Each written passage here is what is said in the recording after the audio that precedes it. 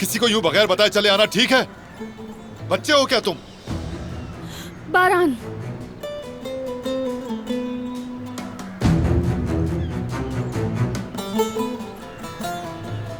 तुम कब बड़े होगे जिहान?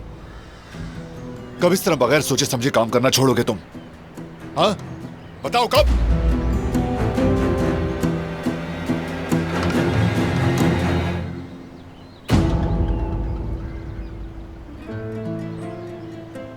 हम डर गए थे बहुत।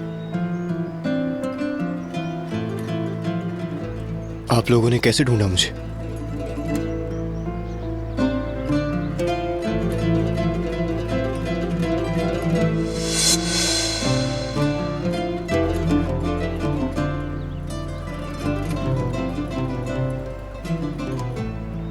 फरात ने तुम्हें ढूंढा, हमें उसी ने बताया।